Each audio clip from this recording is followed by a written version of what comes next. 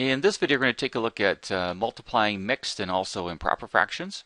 So an improper fraction, first of all, what is it? It is a fraction that has a numerator that is equal to or greater than the denominator. Remember, numerators in the top, denominators in the denominator, in the bottom. So here's some examples of improper fractions. 4/3, the 4 numerator is bigger than the 3 denominator, so it's improper. You do not worry about the negative. Okay, this is -5 over 5, but it's just this 5 and this 5 you're comparing. 5 and 5 are the same, so it's improper. 11/6 is improper because the 11 is larger than the 6. Now, any of these could have been put in mixed form, or actually, the -5/5 is actually -1. Actually, you don't have to write it as a fraction. Now, how you put it in mixed form is this. If I wanted to change 11/6 into mixed form, you divide the 6 into the 11. Well, how many times does it go? And you could bring your calculator over here and go 11 divided by 6. Whoops, I need 11 there, not 1. Missed a 1. So it's 1.83 repeating. So that 1 means it only goes in once. If you think of your addition tables, the second multiple of 6 is 12. So 11 is a little smaller than that. So 6 only goes into it once completely. So we would put a 1 here. And then let me bring my calculator back here. So how many 6s are left? Well,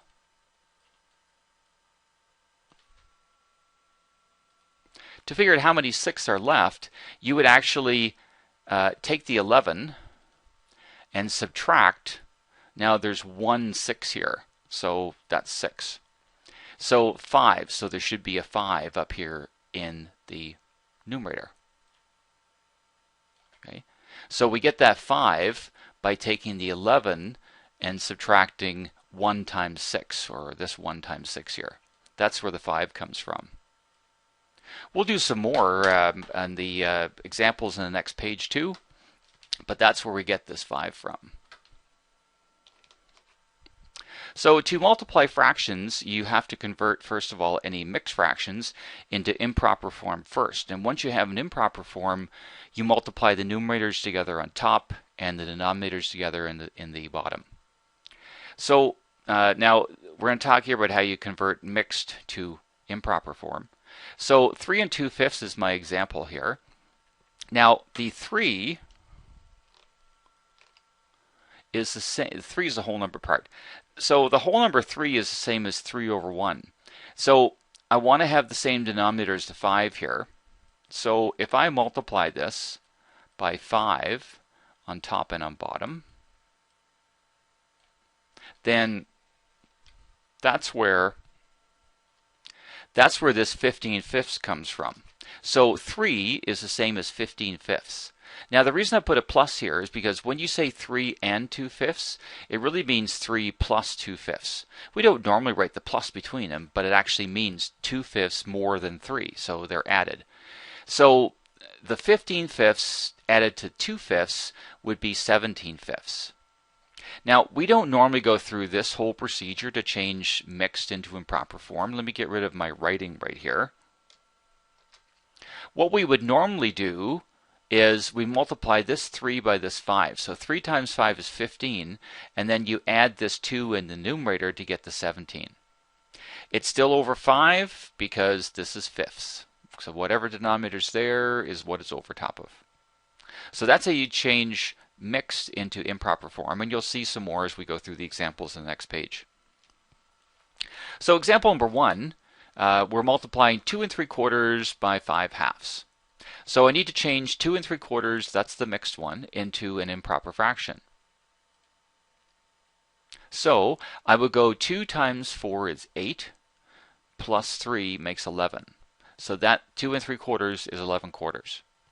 And now I'm going to multiply 11 times 5 in the numerators would be 55 on top. 4 times 2 in the denominators would be over 8. So 55 over 8. Now, oftentimes you'll want to put that back into a mixed form. So let's bring the calculator over here. So 55 divided by 8. Okay, so 6.875. So 6 is the whole number part. So we'll bring 6 in here. And then to find the number that's going to be over 8, because that's the denominator, we would take the 55 and subtract from it. Now, there's we multiply the whole number part by the denominator, so 6 times 8. That's 48, so we're actually subtracting 48 from 55. So 7, so this would be 7 over 8. You see, we divided 8 into 55 to get the 6. So that's the whole number part. You see, that 6 is actually, remember, that 6 is actually 48 eighths. So you see, you need 7 more, that's why it's 7 there, to make the 55. So that's why I would take the 55 and subtract the 48. The 6 times 8 is 48 to get that 7.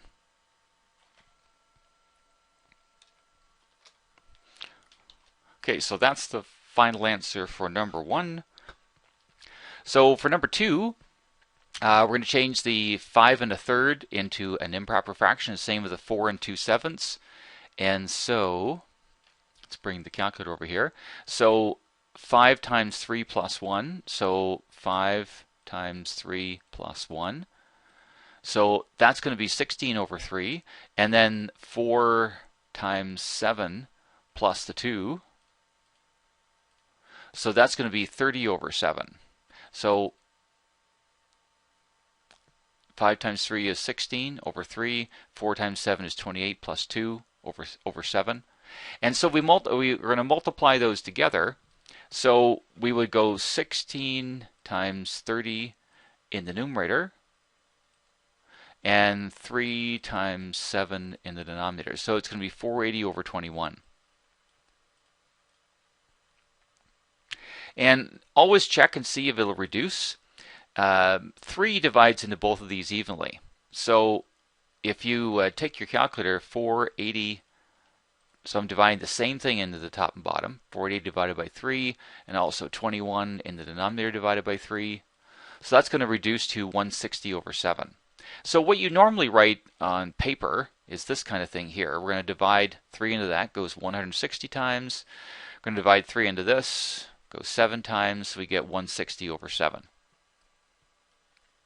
So to change it back into mixed form, 160 divided by 7. So the whole number part's 22. So we got 22. And then to figure out the number that is going to be over 7 here, how many 7ths we have left, remember you go 160. And you subtract from that 22 times 7. So there's going to be 6 7s left. And remember, you can also do this. 160 divided by 7. Okay, so again, that's the 22 whole number. And so if we take that decimal, I'm going to subtract 22 exactly from that. If we multiply that by the denominator 7, times 7, the last answer times 7, we get 6. So that's another way to find it at 6 over 7. Last one here, in example 3, is we're going to multiply negative 5 1/3 by 3 halves. Now, when you have a negative, the whole thing is negative. You do not do negative 5 times 3 plus 1. You do 5 times 3 plus 1, and that's negative what the fraction would be.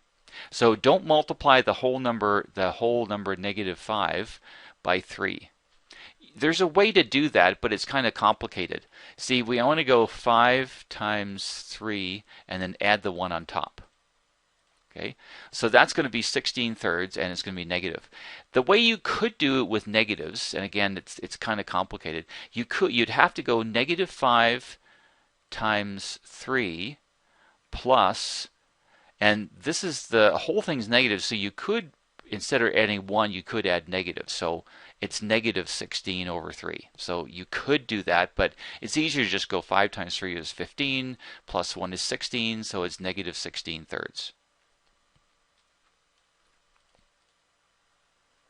So there's the negative 16 thirds, and we're going to multiply these together. So now the whole thing is negative, so there's just negative up front. You could think of it as negative 16 times 3, okay? But only one of these numbers is negative. It's not negative 16 over negative 3. If it was, you see 2 negatives divide to give a positive, so that would actually mean the fraction is positive. So it's easier just to leave the negative up front, especially when there's just the one negative. So I'm going to multiply 16 by 3 on top. That's going to be 48, and 3 times 2 in the denominator. So there's the 48, and 3 times 2 is 6 in the denominator. Now 6 divides evenly into 48, and it goes in 8 times, so the answer here would just be negative 8. And before we finish, I just want to show you a simplifying thing that you'll see some people use sometimes.